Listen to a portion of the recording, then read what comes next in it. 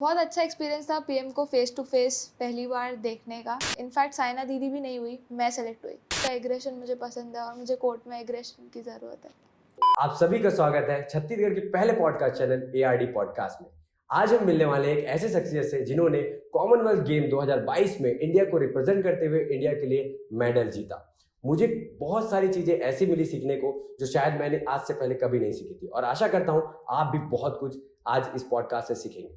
तो आज चलिए मिलते हैं हम आकर्षी कश्यप जी से। सो फाइनली वेलकम आकर्षी जी, और आपको पहले तो यार बहुत बहुत बधाई है क्योंकि आपने इंडिया को रिप्रेजेंट किया है और बहुत सारे लोगों का सर ऊंचा कर दिया है। खासकर हमारे भारतीय लोग जो ये देख के बैठे हुए थे कि बैडमिंटन में कोई तो आएगा, और आप सामने आकर हमारे भारत को रिप्रेजेंट करके आज इतना कुछ किए। तो अभी फाइनली जो प्रेजेंट का एक्सपीरियंस है आपका वो कैसा है? जो अभी आप बात करें कॉमनवेल्थ गेम्स की, तो ये मेरा फर्स्ट कॉमनवेल्थ गेम्स था और जाहिर सी बात है 4 साल में एक बार होता है, तो काफ़ी अच्छा एक्सपीरियंस रहा। बर्मिंघम में मोस्टली बहुत सारे इंडियंस रहते हैं, तो इंडियन क्राउड्स की कमी नहीं थी, इंडियन फैंस थे।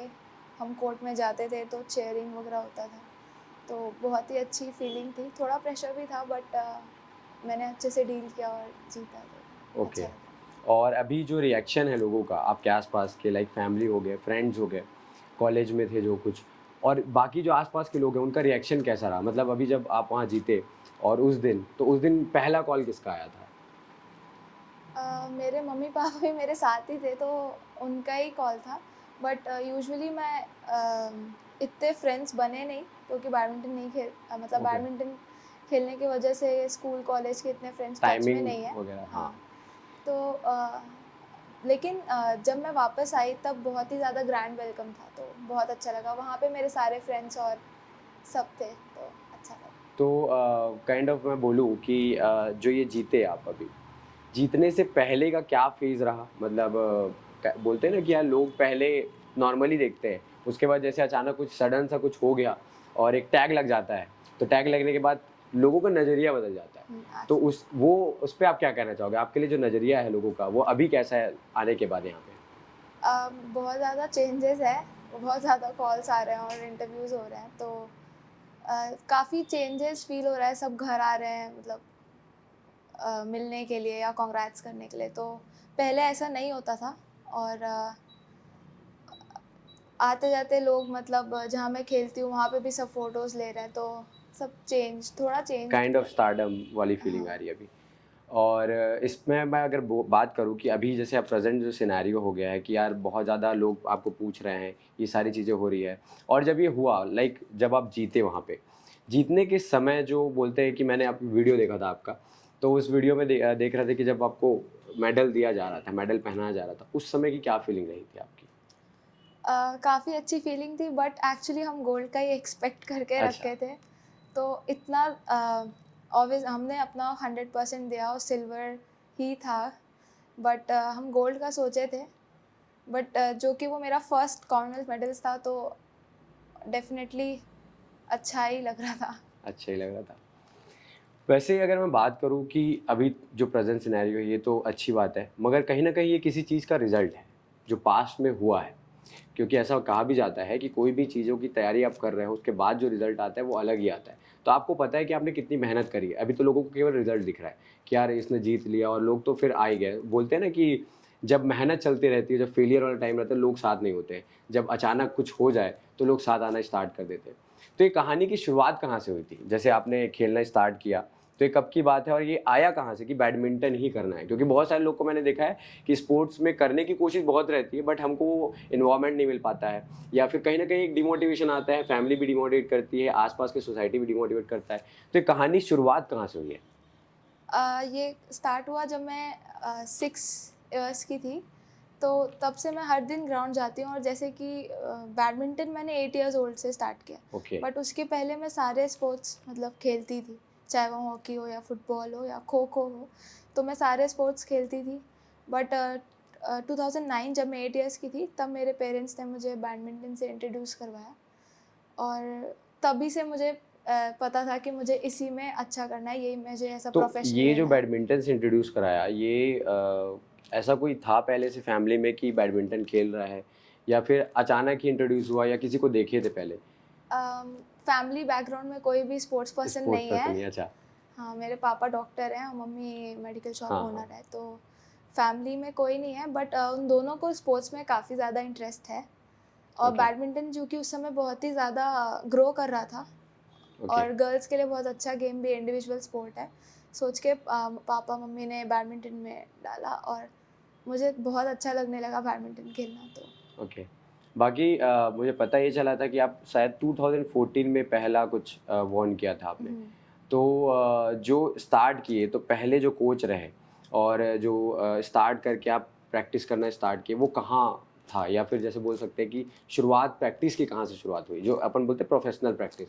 क्योंकि देखो ऐसे तो चलते ही रहता है कि पता चला कि बैडमिंटन खेलना है, उस पर ध्यान देना है, वो तो समझ आ गया, मगर प्रोफेशनलिज्म कहाँ से आया?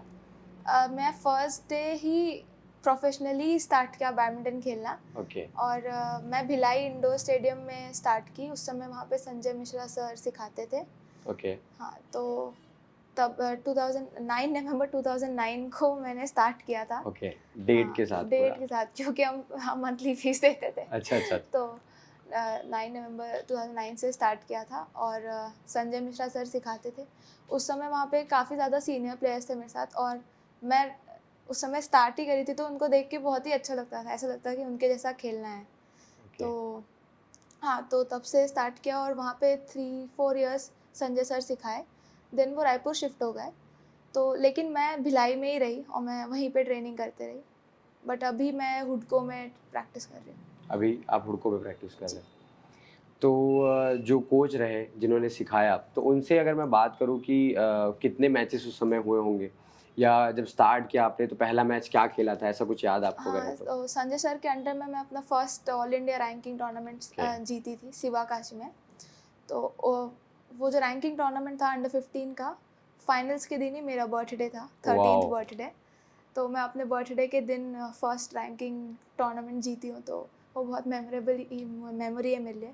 और जब मैं वापस आई तो मुझे संजय सर ने किटबैक भी गिफ्ट किया था और मतलब काफ़ी अच्छा माहौल था, क्योंकि उस जगह से कोई भी जीता नहीं था। छत्तीसगढ़ मतलब जहाँ पे हम प्रैक्टिस करते हैं, वहाँ पे कोई भी रैंकिंग टूर्नामेंट जीता नहीं था, तो मैं फर्स्ट बच्ची थी जिसने जीता था, तो सब ओके। काफ़ी खुश थे। और उसके बाद फिर जैसे ये वाला पार्ट जैसे आपका ख़त्म होता है कि प्रैक्टिस चला एंड फर्स्ट आपने जीता, तो फर्स्ट जो पहली बार जब जीते थे उस समय की क्या फीलिंग रही थी? मतलब ऐसा होता है ना कि यार मैं इस पे आगे बढ़ना चाहती हूँ और अब मुझे दिखने लग गया है सारा चीज़ कि यार हाँ मैंने कर लिया है, तो एक कॉन्फिडेंस, जैसे बोलते हैं ना कि अगर कोई पैसा कमाना चाहता है तो अगर वो 500 कमाने के लायक नहीं और अचानक 500 कमाता है तो कॉन्फिडेंस उसका 1000 का चला जाता है अपने आप कि यार अब इतना हो गया तो आगे भी हो ही जाएगा। तो उस समय आपको क्या लगा था कि आप क्या कर सकते हो, या क्या फीलिंग रही थी उस समय जो पहली बार आपने जीता? अ, वो भी बहुत ही अच्छी फीलिंग थी। आई मीन ये क्योंकि फर्स्ट टाइम जीती थी, मैंने भी एक्सपेक्ट नहीं किया था। और मेरा सेकेंड राउंड ही काफ़ी ज़्यादा टफ हुआ था, क्योंकि ओके, वो तमिलनाडु की एक लड़की से था। और मैं सेकेंड सीट थी, मेरा लास्ट मैच था, तो जो अंपायर्स बैठे थे वो भी तमिलनाडु के ही थे, उसके ओके, सपोर्ट में थे। और लास्ट मैच होता है सेकेंड सीट का, तो अंपायर्स को भी जल्दी थी आई थिंक घर जाने की। अच्छा, तो वो सारा बात मेरे अपोनेंट का मान रहा है, ऐसे रेस्ट चाहिए तो रेस्ट दे रहे हैं, शटल चेंज करना है तो शटल चेंज करा रहे हैं, बट मेरा कोई भी रिक्वेस्ट वो मान नहीं रहे थे। तो मैं बहुत मुश्किल से अपना सेकेंड राउंड का मैच जीती थी। और मैंने काफ़ी ऐसे प्लेयर्स को हराया था उस टूर्नामेंट में जो कि मुझसे पहले जीत चुके थे। ओके, तो हाँ, तो मुझे बहुत ही अच्छी कॉन्फिडेंस मिला। और वो मैच जीतने के मतलब वो टूर्नामेंट जीतने के बाद मेरा सिलेक्शन मेरे फर्स्ट इंटरनेशनल टूर्नामेंट में हुआ था, वाओ! जो कि एशियन बैडमिंटन चैम्पियनशिप होता है अंडर। ये कब की बात है और? ये 2014 की बात है। 2014 की बात है। तो मैं अपना फर्स्ट इंटरनेशनल इंडिया को रिप्रेजेंट की थी बैंकॉक में। तो बैंकॉक में। हाँ मतलब पहली बार फिर आप कहीं बाहर निकले थे? जी, आउट ऑफ ऐसे? इंडिया गई थी। आउट ऑफ और इंडिया। उस समय फर्स्ट टाइम हमने सीखा था कि व्हाट्सएप होता है, व्हाट्सएप इंस्टॉल करना है। अच्छा, व्हाट्सएप के बारे में तब पता चला तब आपको? पता चला कि ऐसा मतलब ये होता है। 2014 की बात है। ओके, तो मतलब काफ़ी लंबा रास्ता, आप बोले 2009 और अभी चल रहा है 2022, तो मतलब बहुत लंबा रास्ता आप तय किए हो। 2014 में जब आप बैंकॉक गए तो उस समय का क्या एक्सपीरियंस था? मतलब पहली बार निकलना ही अपने आप में बहुत बड़ी बात है, और सबसे अच्छी बात मुझे ये लगी कि खुद के दम पे निकलना, मतलब खुद ही कुछ अचीव करके बाहर जाना ही अपने आप में बहुत बड़ी बात होती है। तो बैंकॉक जाके जब बोलते हैं यार, सबका एक वो रहता है ना, सपना रहता है कि कहीं बाहर जाऊँ, और वो भी खुद के दम पे, तो ये तो अलग बात हो गई। तो उस पे आपका क्या रहा एक्सपीरियंस? मैं बहुत ही नर्वस थी क्योंकि छत्तीसगढ़ से मैं एक ही प्लेयर थी और मैं वाह! जितने भी लोग थे मैं उनको नहीं जानती थी, और वो ऑलरेडी विनर्स ही थे, टॉप के ही प्लेयर थे और बड़े एकेडमी से थे, जैसे प्रकाश पादुकोण एकेडमी, गोपीचंद एकेडमी, और मैं हाँ, छत्तीसगढ़ से, मेरा कोई इतना दोस्त नहीं था, तो मुझे लोग ऐसे साइड भी कर देते थे कि बात नहीं कर रहे हैं या फिर प्रैक्टिस करने जा रहे हैं तो मुझे इन्वॉल्व नहीं कर रहे हैं उसमें। तो काफ़ी सारे ऐसे समय थे जब मेरे को भी ऐसा लगता था कि काश कि मेरा भी कोई फ्रेंड होता है, काश कोई छत्तीसगढ़ से होता मेरे साथ, तो जिसके साथ मेरा थोड़ा मैच होता। बट ओवरऑल एक्सपीरियंस अच्छा रहा, इन सब से ही सीखते हैं हम। हुँ। तो इतनी देर बात करके तो एक एक चीज़ मैंने आपसे जान ली है कि आप थोड़ा, मतलब बैडमिंटन के मामले में काफ़ी एक्सट्रोवर्ट रहे हो और काफ़ी अच्छा खेलते हो, प्रैक्टिस आप मिस नहीं करते, तो समझ आता है। मगर बातचीत के मामले में और ये सब मामले में थोड़ा पीछे हो आप, ऐसा मुझे लगा। क्या मैं सही हूँ इस मामले में भी?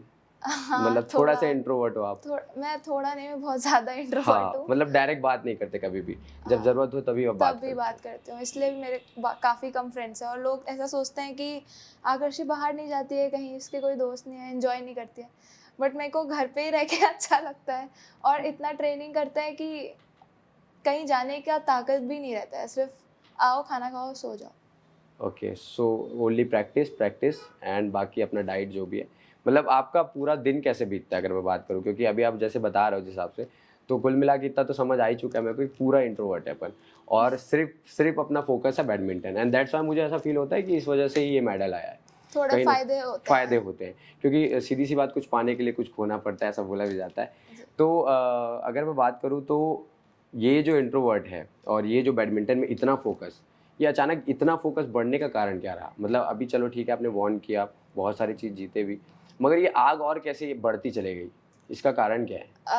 आई थिंक मुझे हारना पसंद नहीं है, मतलब ओके, किसी को भी पसंद नहीं होता, और एक रिवेंज वाली फीलिंग मेरे अंदर बहुत है। बहुत ज़्यादा है, अच्छा। तो अगर मैं किसी से हारती हूँ तो देन उसके बाद मैं और ज़्यादा मेहनत करती हूँ, मतलब मैं हार को बहुत ज़्यादा सीरियसली लेती हूँ, और पहले जब मैं छोटी थी, आई मीन, तब तो रोना भी आता था, और हाँ, तो यही आई थिंक रिवेंज वाली फीलिंग ही, मतलब आ गया, मतलब इन अ पॉजिटिव सेंस, रिवेंज मतलब कुछ जैसे एक बड़ा लाइन, करना, हाँ, हाँ, जैसे एक लाइन है तो साइड से अपन को लंबी लाइन खींचनी है, ओके। ऐसा वाला ये चीज़ जो है तो। लिमिटेशन है उसको और क्रॉस कर देना है और पुश करना है उसको, हाँ, मैं ऐसा? अपने आप को हमेशा पुश करने की कोशिश करती हूँ, मतलब अपने ही लिमिट्स को ओके। चैलेंज करती हूँ। तो ये जैसे आपने बोला अभी कि जब आप बैंकॉक गए और बैंकॉक जाने के बाद ऐसा लगा कि कोई तो होता, लाइक हम बात करते यार, कुछ तो चिल करते, ऐसा कुछ। तो कभी ऐसा आया नहीं मन में कि यार पहले से ही बात करते हैं, या फिर कितने फ्रेंड्स हैं आपके, अगर मैं नॉर्मली बात करूँ अभी फ़िलहाल के लिए? कितने फ्रेंड्स हैं लाइक जो आपके साथ डेली कन्वर्सेशन में हैं, जिनसे आप डेली बातचीत करते हो ऐसा? मोस्टली वो कोचेस ही रहते हैं, हाँ, ओके, कोचेस की क्या प्रैक्टिस करना है, कल क्या किया है। और ऐसे तो एक दो फ्रेंड्स हैं जिनसे, मतलब वो भी दूर रहते हैं, मतलब एक गोवा में रहती है, और ओके, हाँ, तो एक जन हैदराबाद में है, तो हम टेक्स्ट में मंथली बात कर लेते हैं। मंथली। हाँ। तो अभी तक बात हो गई है 2014 तक की, जहाँ आप बैंकॉक पहुँच गए। तो यहाँ भी आपने कैसा एक्सपीरियंस रहा, उसको आप पहले शेयर कीजिए। बैंकॉक मेरा फर्स्ट मतलब इंटरनेशनल कोई भी टूर्नामेंट्स था, तो मैं उसमें जीती नहीं क्योंकि मेरा जो मैच था वो सेकंड राउंड ही मेरा जापानीज से था, जो कि टॉप सीड थी। ओके, हाँ, तो मैं उसमें जीती नहीं, बट हाँ, इतने सारे बाहर की कंट्रीज़ को देखकर मतलब काफ़ी लर्निंग्स थी, ओके। और अच्छा एक्सपीरियंस था। हाँ। और अब मैंने आपके फ़ोटोज़ वगैरह देखे हैं, वीडियोज़ वगैरह देखे यूट्यूब में। तो उस एक वीडियो है आपका और पीवी सिंधु जी के साथ एक, शायद, है ना? यूट्यूब में। हाँ, यूट्यूब में हाँ। खेलते हुए। तो उनसे मुलाकात पहली बार कब हुई, उनसे मुलाकात? सिंधु जी से मैं बहुत बार मिल चुकी हूँ क्योंकि मैं सीनियर नेशनल्स खेलती थी। ओके, हाँ, तो जब मैं बहुत छोटी थी मैं तब से ही छत्तीसगढ़ में सीनियर स्टेट चैंपियन हूँ। तो सीनियर Okay. नेशनल्स में मैं दीदी से मिल चुकी हूँ पहले Okay. भी। और जो आपने वीडियो देखा है वो मेरा फर्स्ट उनसे मैच का वीडियो है। Okay. तो वो हमने सुचित्रा बैडमिंटन एकेडमी में खेला था, क्योंकि इंटरनल लीग्स चल रहे थे लॉकडाउन के वक्त। क्योंकि हमें बाहर से कोई कंपटीशन नहीं था, तो हम Okay. आपस में ही टीम बनाकर, मतलब एकेडमीज में ही टीम बनाकर वी वर प्लेइंग। तो वो मेरा फर्स्ट मैच था उनके साथ, और अच्छा स्कोर रहा। आई मीन दोनों सेट्स में मैं 15 15 से अबव मेरा पॉइंट्स थे। Points. Okay. हाँ, तो बहुत अच्छा था। और वो खेलने के बाद कॉन्फिडेंस भी आया कि इफ़ आई कैन मेक इतना points with PV Sindhu, then हाँ, मैं इंटरनेशनल प्लेयर्स को भी हरा सकती हूँ। उनके बारे में आप क्या बोलना चाहेंगे, मतलब उनसे आपको क्या क्या चीज़ें सीखने मिली? काइंड ऑफ बोलते हैं ना कि एक आइडल होते हैं, ऑब्वियस सी बात है। अगर कोई आपके फील्ड का है और कुछ अच्छा मतलब कुछ करके बैठे हैं, और ऑब्वियस सी बात, उनको तो सभी लोग जानते हैं, ऑल ओवर इंडिया में सब जानते हैं, ऑल ओवर वर्ल्ड में जानते हैं। तो उनसे आप ऐसा क्या क्या चीज़ सीखे हैं जो आपने अपने लाइफ में लाया है? पीवी सिंधु दी बहुत हम्बल है। ओके. तो हाँ, तो उनसे सबसे अच्छी चीज़ ये है कि वो हमेशा स्माइलिंग फेस रखती हैं और बहुत हम्बल है। और जूनियर्स से भी मतलब अच्छे से बात करते हैं, ऐसे उनको इतना प्राइड नहीं है। और काफ़ी मतलब उनकी लाइफस्टाइल बहुत बिजी है। जैसे हम जानते हैं कि इतने सारे उनके ब्रांड्स हैं, इतने सारे स्पॉन्सर हैं, तो शूट के लिए जाना रहता है। तो इतने बिजी लाइफस्टाइल में भी वो अपने प्रैक्टिस को प्रॉपर्ली करते हैं। मैनेज करते हैं। तो ये चीज़ सीखनी चाहिए, और मैं सीख रही हूँ धीरे धीरे। ओके. तो अभी जैसे आप जीत कर आए, उस समय भी शायद वो थी वहाँ पे, है ना? जी। तो उनका क्या रिएक्शन था और उन्होंने आपको क्या बोला और क्या कहा? ये भी देखा, एक्सपर्टीज जिनकी होती है अच्छी खासी, वो आपको बता पाते हैं कि क्या चीज़ों को सही करना है। तो ऐसी क्या चीज़ें हैं जो आपको उनसे जानने को मिलता है आपके बारे में? जैसे मोस्टली प्लेयर्स जो सीनियर प्लेयर्स हैं, वुमेंस प्लेयर्स, हाँ, इतना ज़्यादा बताते नहीं हैं हमें। ओके. हाँ, because obviously we are their next competitors no. तो इतना ज़्यादा नहीं बताते हैं, बट हाँ, वी आर फ्रेंडली। और जो कोचेस हैं और जो अदर एक्सपर्ट्स हैं, उनका यही मतलब रहता है कि I am working on my hand speed, जो ताकि पावर और स्पीड पे आई एम वर्किंग। क्योंकि बाहर जब हम जाते हैं तो कोर्ट्स बहुत ज़्यादा स्लो रहती हैं। ओके. हाँ, तो I am working on my hand speed, hand swings, और फास्ट खेलने की ट्राई कर रही हूँ। Mostly Okay. डाउनवर्ड्स रखने की कोशिश करने के लिए, शटल्स को नीचे रखूँ, अटैक ना दूँ। तो I am working on my attacking skills और हैंड स्विंग। ओके. वैसे ही मैंने ये देखा है कि बहुत सारे लोग जो है ना, एक मैच जीतने के बाद या फिर कुछ बड़ा होने के बाद आपके आसपास इतने लोग आ जाएंगे कि यार वाह, इसने ऐसा कर दिया, वैसा कर दिया, मतलब बहुत तारीफ़ें बांधते हैं।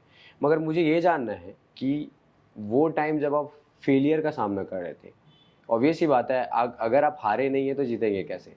क्योंकि अगर आपको जीत का कीमत समझना है तो हारना भी इम्पोर्टेंट होता है कहीं ना कहीं। और मुझे ऐसा लगता है कि कई मैचेस आपने हारे भी होंगे, तो उससे क्या लर्निंग रही आपकी? और पहला मैच जो आप हारे थे वो कौन सा मैच था आपका, जिसमें अभी भी याद आता है, लाइक उसको आप भूल नहीं सकते? कोई ऐसा अगर मैच है आपका? अभी क्योंकि मैं स्टार्ट कर रही हूँ इंटरनेशनल टूर्नामेंट्स खेलना, तो मैं मोस्टली मैचेस हार रही हूँ। ओके. हाँ, तो क्योंकि इवन जब मैं 13 में खेलती थी तब मैं इतने मैचेस जीती नहीं। मैं अंडर 15 से जीतना चालू की नेशनल्स में भी। तो ऐसा कोई मैच नहीं है जिससे मतलब कोई स्पेसिफिक मैच नहीं है कि जिससे हारने के बाद बुरा लगता है। हर मैच हारने के बाद बुरा ही लगता है। और हर मैच से सीखने की कोशिश करती हूँ ताकि नेक्स्ट में मैं अच्छा करूँ। हाँ। ओके. और आपको क्या लगता है कि लाइक एक प्लेयर जब हारता है तो उस समय बहुत सारे लोगों को मैंने देखा है कि कुछ खेलना चाहते हैं, कुछ बड़ा करना चाहते हैं, और वो करने की कोशिश भी करते हैं, मगर उनके आसपास वाले डिमोटिवेट करते हैं, और अगर ऊपर से वो कहीं हार गए तो वो नीचे गिर जाते हैं। उनको आप क्या बोलना चाहोगे? क्योंकि ये वापस बाउंस बैक मारना ना बहुत कम लोगों को आता मुश्किल है। होता है। हाँ. मैं बस यही कहना चाहूँगी कि आप अच्छे फ्रेंड्स बनाएं, अच्छा. अगर आप बना भी रहे हैं तो।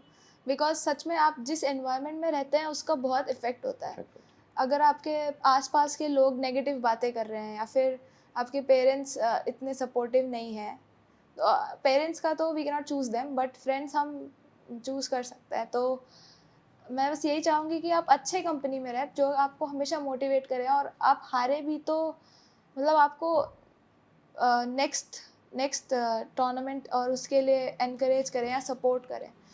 और यही कहना चाहूँगी कि पेशेंस बहुत ज़्यादा ज़रूरी है लाइफ में, क्योंकि कई लोग बहुत सारे इंस्पिरेशनल मतलब स्टोरीज़ और मोटिवेशनल स्टोरीज़ है लोगों के कि वो अर्ली एज में नहीं किए बट उसके बाद किए, जैसे MS धोनी और बाकी सब। तो ओके।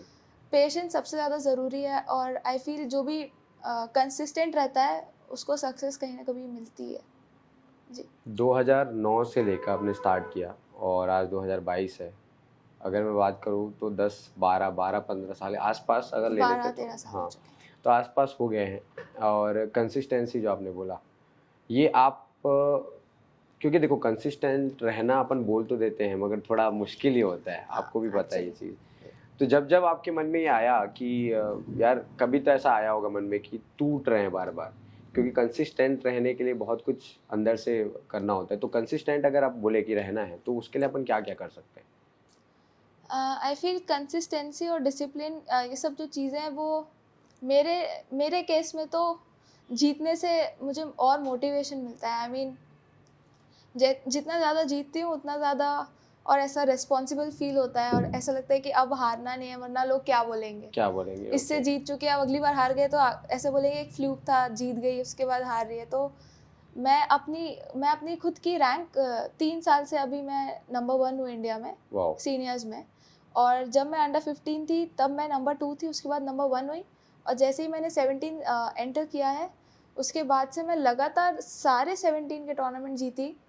और वाओ। मतलब मैंने कई टूर्नामेंट्स में डबल टाइटल लिया है, वाओ। 17 19, और उस समय मैं डबल्स भी खेलती थी। तो वाओ। वाओ। हाँ, तो मैं 3 इवेंट खेलती थी एक्चुअली।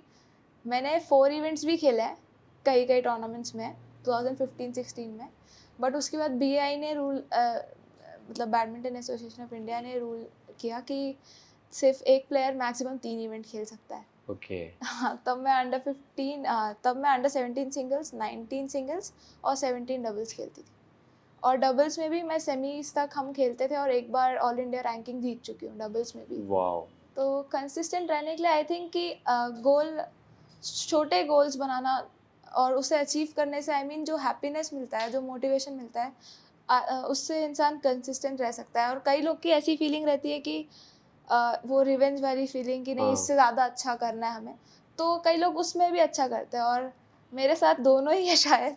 अच्छा। हाँ, तो मुझे यही मोटिवेशन मिलता है। कभी कभार बहुत ज़्यादा आई मीन जैसे हार गए तो आई फील फैमिली का सपोर्ट बहुत ज़्यादा इम्पॉर्टेंट रहता है इम्पोर्टेंट उस है। वक्त, क्योंकि मैं भी बहुत बार हारी हूँ। इनफैक्ट जो लास्ट 2021 में जो थॉमस उबा कप होता है उसका सिलेक्शन ट्रायल्स था, और मैं उसमें सेलेक्ट नहीं हो पाई थी ओके। क्योंकि मुझे मेक्सिको जाना था उसके नेक्स्ट, क्योंकि वो ट्रायल्स अनएक्सपेक्टेड मतलब था। अचानक। With in 10 days BI announce कर दिया ट्रायल्स है, और उसके बाद ही मुझे मेक्सिको खेलने जाना था। तो मैं उसके वीज़ा प्रोसेस में दिल्ली में थी, मैं टूर्नामेंट के ट्रायल्स के एक दिन पहले तक मैं दिल्ली में थी, उसके बाद मैं वापस आई। तो इतना ज़्यादा अच्छा था नहीं, और मैं लोगों की मेरे से एक्सपेक्टेशन ज़्यादा थी क्योंकि मैं 1 हूँ। ओके। हाँ, तो डेफिनेटली होता एक्सपेक्टेशंस, है, हाँ, लाइक बोलते हैं ये कि तो बच्चा, जीतेगी, हाँ, हाँ। इसको जीतना है। और मैं वहाँ पे ऐसे प्लेयर से हारी जिनसे मैं कभी नहीं हारी हूँ। ये तो थोड़ा और ज़्यादा आपके लिए। हाँ, तो बहुत बहुत बुरा लग रहा था। बट उसके बाद भी मतलब पेरेंट्स का सपोर्ट, फैमिली का सपोर्ट था, और हम उसके तुरंत बाद मेक्सिको गए, मैं और मेरे डैड। और हमने उसके बारे में कभी बात नहीं की इतना ज़्यादा, कभी उस चीज़ को याद नहीं किया जो कि, बट हाँ, जो गलती की उसके बारे में हम बात करते हैं। बट कभी भी मेरे पेरेंट्स मुझे ये नहीं बोलते कि मतलब हारने के बाद भले ही जीतने के बाद उनका कॉल नहीं आएगा कभी कभार, या लेट कॉल आएगा, बट अगर मैं मैच हारी हूँ तो कॉल दे आर तुरंत द आएगा। First one. बाकी आपके जैसे फैमिली सपोर्ट तो मुझे समझ आया कि आपके पास बहुत है फैमिली सपोर्ट। बाकी जो आसपास के लोग हैं उनका रिएक्शन, जैसे आपके फ्रेंड्स वगैरह हैं, तो जब आप लाइक बैडमिंटन खेलना चुनना, ये मतलब ये फ्यूचर चुनना अपना, ये कैरियर चुनना, ये फील्ड चुनना, ये बाकी लोग का रिएक्शन क्या था? मतलब अगर मैं इनको छोड़ दूँ, आपके मम्मी पापा और जो क्लोज वन है, बाकी लोग का रिएक्शन क्या था आपके फैमिली में? आई आई थिंक किसी ने इतना एक्सपेक्ट नहीं किया था कि मैं कॉमनवेल्थ मेडल जीतूंगी। अच्छा। इनफैक्ट मेरे फ्रेंड्स भी उनका उस समय इतने मैच्योर कोई भी नहीं था जब मैं स्कूल एज में रहते हाँ हैं। हाँ। तो वो भी सोचते थे कि आकर्षी आती है स्कूल चेंज कर लिया, डीपीएस दुर्ग से मैं 5th तक डीपीएस दुर्ग में थी। ओके। देन मैं विश्वदीप सीनियर हाँ, सेकेंडरी स्कूल ज्वाइन की, क्योंकि डीपीएस में बहुत दूर हो जाता था जुनवानी हाँ, यहाँ हाँ, से। जनवानी। हाँ, तो बस में काफ़ी टाइम लगता था और टाइमिंग से प्रैक्टिस मैच नहीं हो पाई थी, तो स्कूल चेंज करना पड़ा। तो विश्वदीप में भी मैं सिर्फ फर्स्ट 4 पीरियड्स अटेंड करती थी। उसके बाद इंटरवल में मम्मी आती थी और हम प्रैक्टिस करने भिलाई जाते थे। तो मैं अपना कभी पूरा स्कूल अटेंड नहीं किया उसके बाद से, सिर्फ इंटरवल तक अटेंड किया। और जो भी मैं खाना भी खाती थी, मैं एक्टिवा के पीछे ही बैठ के टिफ़िन में खाना खाते खाते खेलने जाती थी, फिर वहाँ से आके फिर लंच, प्रॉपर लंच करती थी। तो आई थिंक उस समय भी मेरे फ्रेंड्स सोचते होंगे कि ये क्या कर रही है, मतलब ऐसा कौन करता है, क्या बनेगी, क्या ही आई हो फील। जाएगा। हाँ, ऐसा सोचते होंगे। हाँ, हाँ, हाँ। हाँ, बट किसी ने सोचा नहीं होगा। आज वही फ्रेंड्स जो 2-3 मुझे कांटेक्ट करते हैं, उनका मैसेज आता है, कांग्रेट्स आकर्षी, बहुत अच्छा लगता है कि तुम हमारे साथ स्कूल में पढ़ी थी। और मतलब तो वो ऐसा कहते भी है ना कि जब आप कुछ गलत कर देते हो ना, तो रिश्तेदार भी हट जाते हैं, और जब कुछ सही हो जाए ना, तो कोई दोस्त का भी दोस्त निकले तो वो भी बताता है जाकर हाँ, कि कि ये ये मेरे दोस्त मतलब, के दोस्त हाँ, है। वो रिश्ता बनाने लगते हैं। ये होता है। वैसे वो तो चलो ठीक है कि आप गेम में इतना फोकस रहे, पढ़ाई को लेके कैसा रहा? मैं क्योंकि मैनेज करना ये थोड़ा मुश्किल होता है, तो हाँ, तो कैसा रहा आपका पढ़ाई, मतलब स्टडीज़ में आप कैसे रहे? स्टडीज़ में भी मैं काफ़ी अच्छी स्टूडेंट हूँ, मतलब ओके। थी और हूँ भी। अच्छा। हाँ, तो मेरा 6 मतलब ऑलमोस्ट A1 आता था उस समय, ग्रेडिंग्स थे हाँ, हाँ, डीपीएस में। ग्रेडिंग। हाँ, तो A1 ही रहता था। एंड देन जब मैं विश्वदीप में आई तब CGPA हो गया। हाँ, सीजीपीए आ गया। हाँ, तो मैं 6th में 9.2 CGPA, मतलब वाह। नहीं सॉरी 9.8। काइंड हाँ, ऑफ, हाँ। मतलब उसके सही बाद है। हाँ, उसके बाद फिर वही 70-80% था। फिर 10th में 9.2 CGPA, 12th में कॉमर्स लिया। कॉमर्स में 74% था, हम्म, मतलब कुछ 8 पॉइंट कुछ CGPA था। ओके, ओके, हाँ, ओके। तो तो अगर मैं ओवरऑल बात करूँ तो अच्छा था, स्टडीज़ भी अच्छा ही था अच्छा था, अगर। क्योंकि फ्रेंड्स वगैरह जो थे मेरे उस वक्त, मतलब काफ़ी स्ट्रगल होता था कि फ़ोटोकॉपी करा रहे हैं, या फोटो फिर फ्रेंड्स अवेलेबल नहीं है, या फिर कोई नोट्स नहीं दे रहा है। हाँ, तो लेकिन आना रास्ते में, मतलब टूर्नामेंट के बीच में पढ़ाई करना और ट्रैवल करते वक्त पढ़ाई करना, तो वही मैं मैनेज तो यही करना जानना था। चाहूँगा कि देखो क्या होता है ना कि लोग जो है कोई भी एक कैरियर फील्ड चुनने के बाद फुल्ली फोकस हो जाते हैं, मैनेज करना थोड़ा सा मुश्किल ही हो जाता है, आप भी करके देखे हो। उनके लिए क्या मैसेज देना चाहोगे जो मैनेज ये दोनों करना चाहते हैं, क्योंकि आपने बड़ा अच्छे से किया है जैसे आप बताए, तो ये ओवरऑल अगर मैं देखूँ तो ये बहुत ही अच्छे मार्क्स हैं, अगर आप ये भी कर रहे हो और ये भी करो साथ में, तो ये अपने आप में बहुत बड़ी बात हो जाती है। तो उनके लिए क्या सजेशन देना चाहोगे आप? अम, सबसे पहली बात तो कोई ऐसा 24 आवर्स तो नहीं खेलता है। ऑब्वियस है। 6 to 7 आवर्स हम खेलते हैं, और बाकी समय बच्चे जो है, मतलब जो भी यंगस्टर्स है, वो सोशल मीडिया और इन सब में अदर वेस्ट एक्टिविटी। करते रहते हैं, अदर एक्टिविटीज़ में वेस्ट करते हैं। तो आई फील अगर वो हर दिन थोड़ा टाइम स्पेयर कर ले, 1-1.5 आवर्स, तो भी बहुत हो जाएगा। और जो एवरेज स्टूडेंट्स भी है ना, वो भी जो खेलते नहीं है, वो भी सिर्फ एग्ज़ाम के आखिरी दिन ही पढ़ते हैं, हाँ, और हम भी एग्ज़ाम के आखिरी दिन ही पढ़ते हैं। इनफैक्ट जब मेरे साथ ऐसा होता था कि मैं स्कूल जा रही हूँ, जो बच्चे हर दिन मतलब मैं बहुत कम जाती थी, हाँ। तो जो बच्चे हर दिन स्कूल जाते हैं वो भी मुझसे पूछ रहे हैं कि क्या आंसर है। मैंने बोला ये तो तुम्हें पता होना चाहिए। तो आई थिंक कि हम सब कर सकते हैं, इतना डिफ़िकल्ट नहीं है, क्योंकि पासिंग मतलब पासिंग मार्क्स तो बहुत ही कम होते हैं। तो बहुत कम पास, होता है, हाँ, हाँ। तो एवरेज मार्क्स तो कोई भी ला सकता है जो खेल रहा है और पढ़ रहा है, उस हिसाब से। और मैं एक्चुअली लकी भी हूँ। ओके। हाँ, क्योंकि मैंने मोस्ट ऑफ दी पढ़ाई लास्ट मोमेंट ही की, और क्योंकि मैं खेलती हूँ, तो आई थिंक मेरा फोकस थोड़ा ज़्यादा है, तो मैं एट अ गो बहुत ज़्यादा समय तक पढ़ सकती थी। वो ऐसा कहते भी है ना कि कोई एक चीज़ को इंसान जब अच्छे से करता है तो बाकी चीज़ों में भी उसका असर होता है। हाँ, और मैंने इवन देखा भी है कि कई लोग को मैं देखता हूँ कि अगर वो एक चीज़ ढंग से नहीं कर पा रहे हैं ना, तो डेफिनेटली वो बाकी चीज़ों में भी ध्यान नहीं दे पाएगा, क्योंकि ऑब्वियस ही बात है, फोकस कंसंट्रेशन तो वहाँ पे भी लग रहा है और यहाँ पे भी वही लगेगा। बहुत सारे मैंने रिसर्च करे हैं सक्सेसफुल लोगों को लेकर के, बिजनेसमैन को, स्पोर्ट्स पर्सन को, मोस्ट ऑफ द लोग रीडर काइंड ऑफ रहे हैं, बुक रीडर। उनको बुक बहुत पसंद है, खाली टाइम हो गया तो कुछ अच्छी बुक लेके पढ़ने। आपका क्या सीन है बुक को लेकर के? मैं इतना ज़्यादा बुक्स नहीं पढ़ती हूँ, बट मेरे पापा को बहुत ज़्यादा इंटरेस्ट है बुक्स पे, ओके। तो वो जो पढ़ते हैं वो मुझे बताते हैं, वो एक्सपीरियंस शेयर करते हैं, और उनको भी मतलब ऑटोबायोग्राफी ये सब में बहुत इंटरेस्ट है। बट अभी हम मोस्टली स्पोर्ट्स रिलेटेड बुक्स ही पढ़ रहे हैं, ताकि कौन-कौन सी बुक जैसे आप पढ़ रहे हो अ, अभी आप? मतलब माइकल बॉयल और मतलब ये सब जो ऑथर्स है, जो स्पोर्ट्स के अच्छे ट्रेनर्स हैं, हाँ, हाँ, हाँ। तो हम उनकी बुक्स पढ़ते हैं। और फिर अभी तो इतना एडवांस हो चुका है, ऑडिबल और हाँ, ये सब आ चुका है, तो ऑडियो हम बुक्स सुन वगैरह आ सक गए हैं। हाँ, तो हम सुन भी सकते हैं। तो ये सब मेरे पापा को बहुत पसंद है। बहुत पसंद है। हाँ, तो वो ही सुनते हैं क्या और लगता मुझे है आपको ये बताते जो हैं। सारी चीज़ें हैं, क्योंकि मैंने क्या देखा ना कॉमन फैक्टर रहा है, जितने भी बड़े लोग हुए हैं आज, जितने भी बिजनेसमैन हुए हैं, जितने भी बड़े स्पोर्ट्स पर्सन हुए हैं या जो भी अपने फील्ड में जितना भी किया है जिन्होंने, बुक्स पढ़ना उनका एक कॉमन फैक्टर रहा है। मैंने देखा है मैक्सिमम लोगों के, मैं नहीं बोलूँगा सब लोग बट मैक्सिमम लोगों के।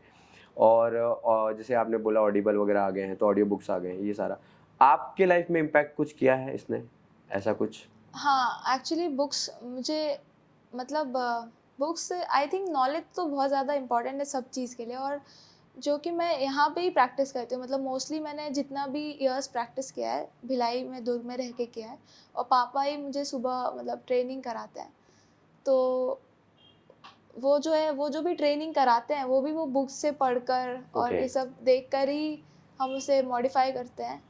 और बुक्स का तो बहुत ज़्यादा फैक्टर है, और अभी इम्पोर्टेंट मतलब फैक्टर है। और अभी यूट्यूब आ चुका है, और ऐसे ऐप्स भी हैं, मतलब बहुत सारे ऐप्स हैं जिसमें स्ट्रेंथ ट्रेनिंग का मतलब रहता है, एडवांस स्ट्रेंथ ट्रेनिंग हम्म। वगैरह भी। और इनफैक्ट जो इतने अच्छे बुक्स है कि पूरा डायग्राम के साथ, पूरा हाँ, कलरफुल उसके साथ बना के देते हैं। और एनिमेशन टाइप्स हाँ, एंड तो ऑल। आई थिंक बहुत ज़्यादा हेल्प कर रहा है वो हमें, मेरे ट्रेनिंग को और एडवांस लेवल में ले जाने में। और आपके अगर मैं बोलूँ कि आइडल होते हैं कहीं ना कहीं पे बैडमिंटन को लेके तो होंगे ही, या ओवरऑल अगर मैं बात करूँ लाइफस्टाइल, एक होता है कि यार मुझे ना इनके जैसा बनना है या इनसे मुझे काफ़ी इंस्पिरेशन मिला है, तो ऐसे कोई 3 इंसान जो आपके लिए बहुत ही ज़्यादा इंस्पिरेशनल है आज? सचिन। ओके, सचिन सचिन। तेंदुलकर जी। हाँ। ओके। एंड देन उनसे क्या सीखने मिलता है आपको?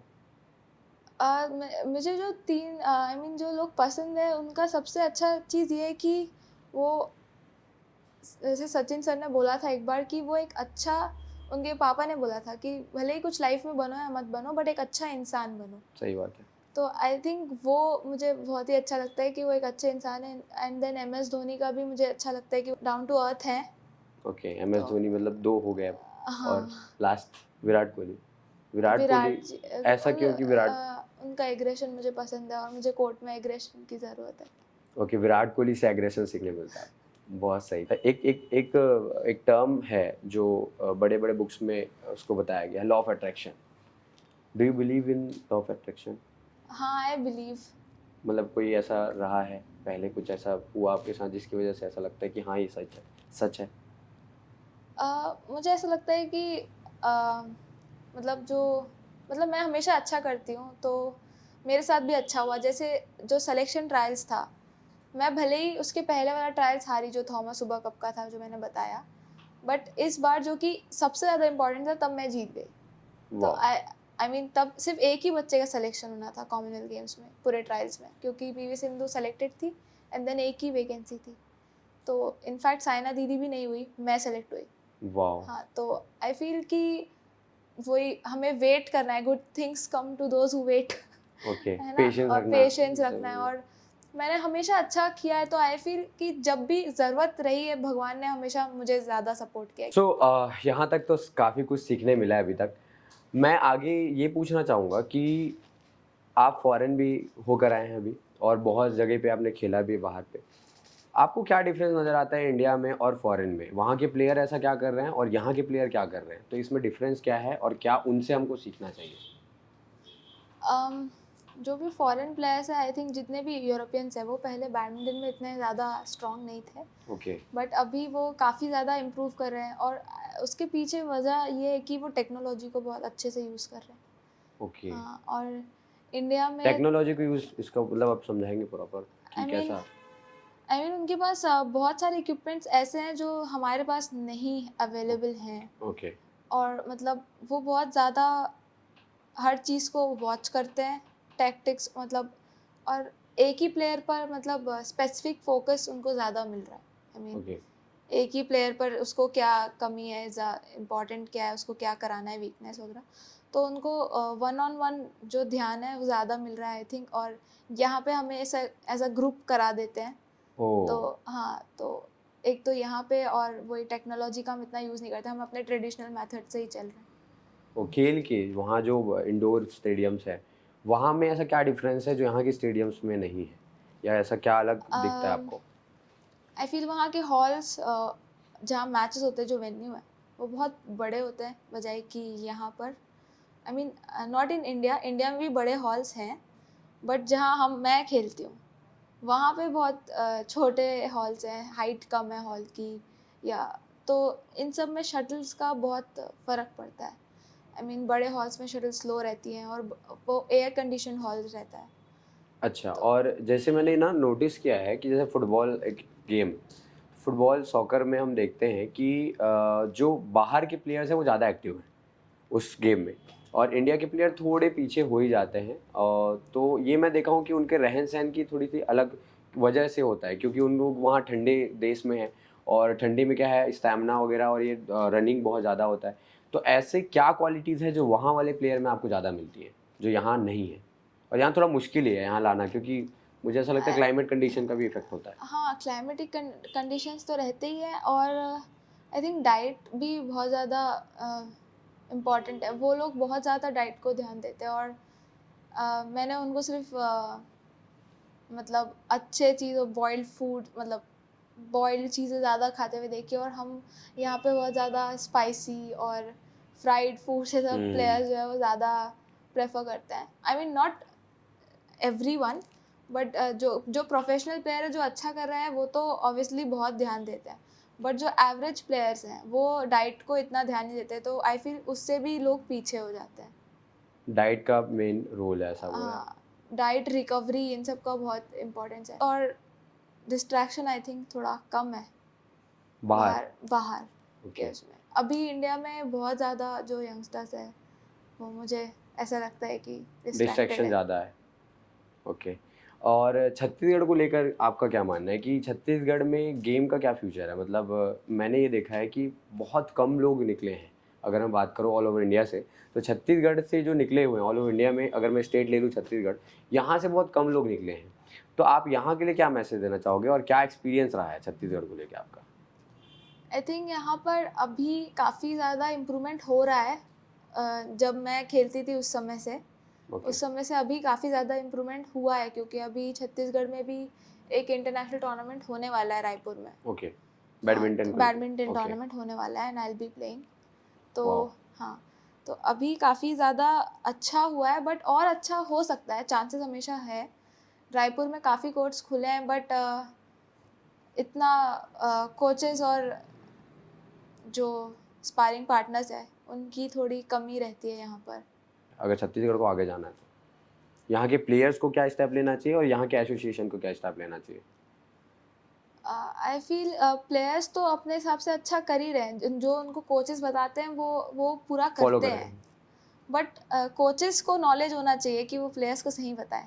ओके। तो दिक्कत यहाँ पे आ रही, मतलब अगर मैं बात करूँ हाँ, तो तो ऐसा। कोचेस एजुकेटेड नहीं है। आई मीन जो प्लेयर्स हैं वो बाद में कोच बन गए, और फिर अब वो प्लेयर्स को सिखा रहे हैं।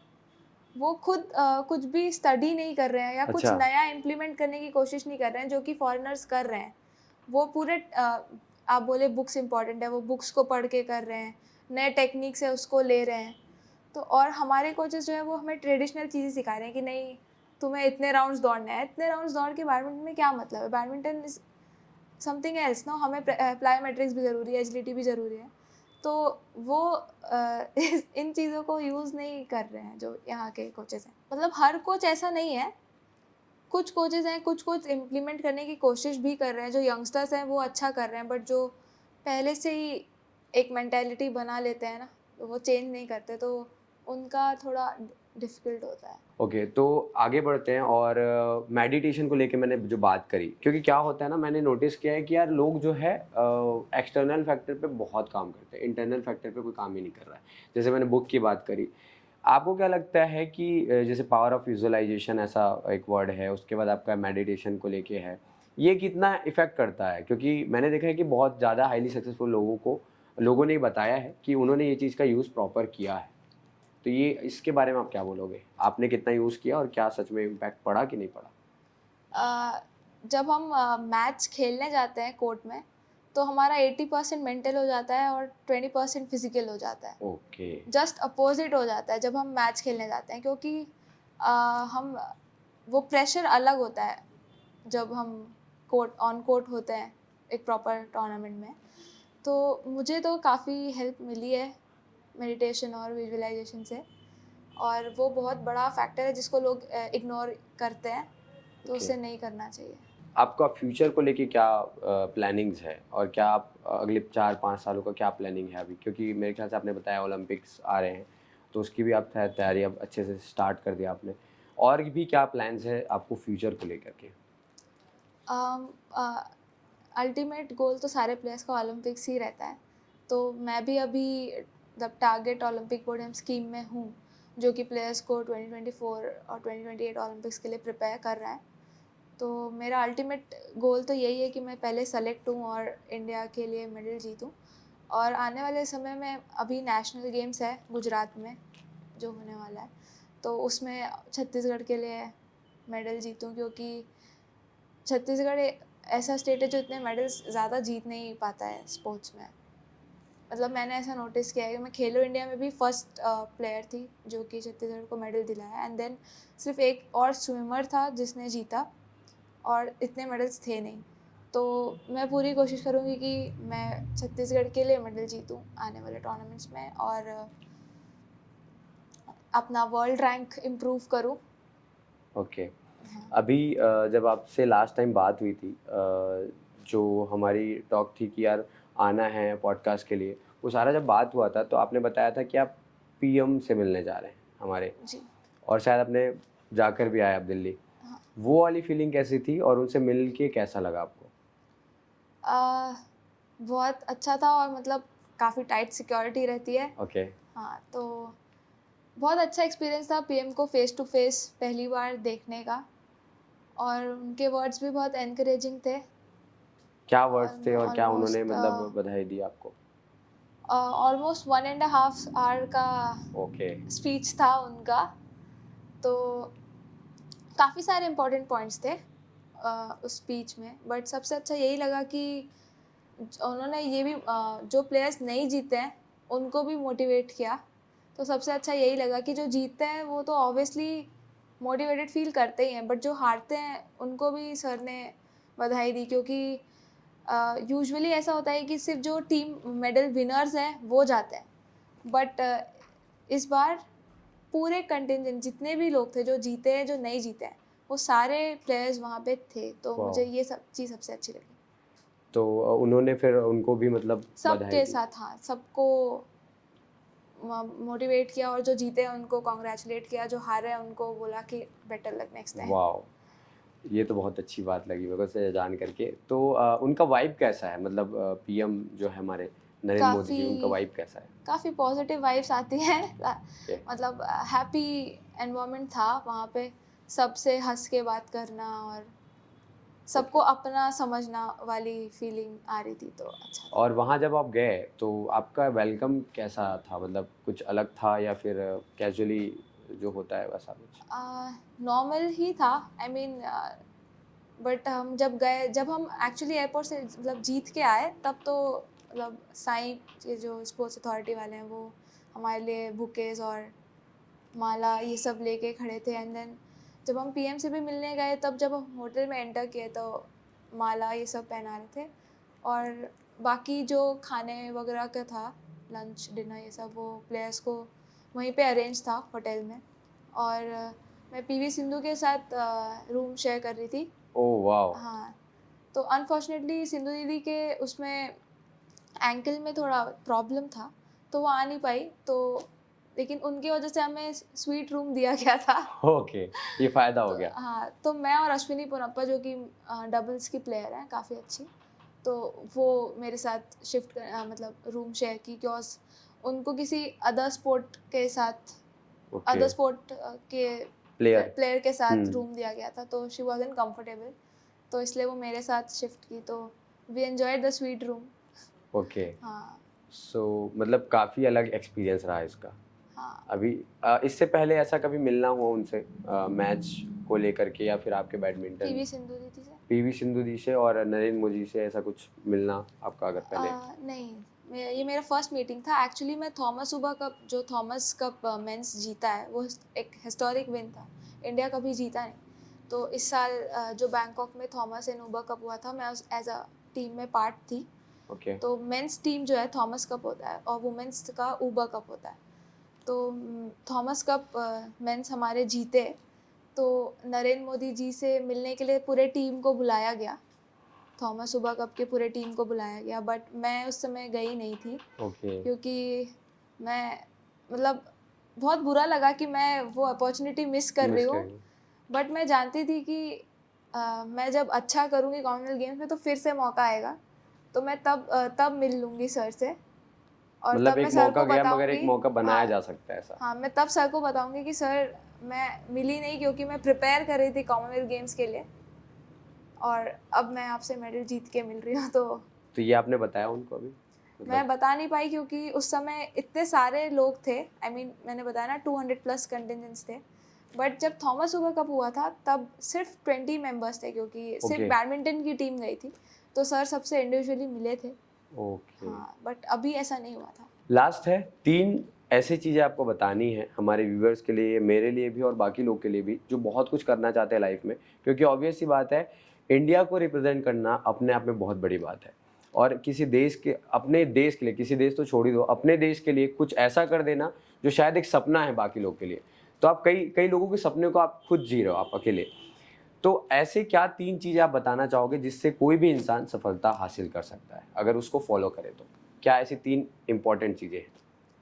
सबसे पहले there are no shortcuts. There are no shortcuts. Okay. हाँ, एंड देन कंसिस्टेंसी, कंसिस्टेंसी। और never give up while you never give up. Feeling. हमेशा, मतलब ऐसा है कि करते रहना। जी। बहुत बहुत शुक्रिया आपका, आपने इतना ज़्यादा समय दिया और बहुत कुछ सीखने मिला है आपके एक्सपीरियंस को लेकर के। होप, और ये हमारा पूरी टीम की तरफ से आपको बधाई है पहले तो, कि आपने इतना कुछ किया है और आगे भी आप करेंगे, उसके लिए भी शुभकामनाएं हैं। और जो आने वाले ओलंपिक्स है उसके लिए तो एकदम दिल खोल के सारी टीम की तरफ से आपके लिए शुभकामनाएं हैं कि आप कुछ बड़ा करेंगे। ये वीडियो को क्लोज करते हैं, और अगर आपने ये वीडियो पूरा देख लिया है तो यार नीचे कमेंट्स में बताइए क्या सारी चीज़ें आपको अच्छी लगी। आज हमारे साथ थी आकर्षी कश्यप जी, जो कॉमनवेल्थ जीत कर आई और हमारे इंडिया को जिन्होंने रिप्रेजेंट किया। बहुत सारे लोग का सवाल ये था कि आकर्षी कश्यप कौन है, क्या है, बहुत सारे लोग के डाउट भी थे। गूगल्स में आप जाके देखो, गूगल आप करोगे तो वहाँ पे आपको मिल जाएगा, मगर ज़्यादातर अवेलेबल नहीं है ये। अब धीरे से बहुत सारे लोग इनको जानना शुरू कर चुके हैं। तो यार इनको शुभकामनाएं दीजिए आगे आने वाले ओलंपिक के लिए। मिलेंगे अगले वीडियो में किसी ऐसे ही पर्सन के साथ जिनके साथ हमको सीखने को मिलेगा और नई कहानियां मिलेंगी। तब तक के लिए टेक केयर, बाय बाय। मिलेंगे अगले वीडियो में। जय हिंद, जय भारत।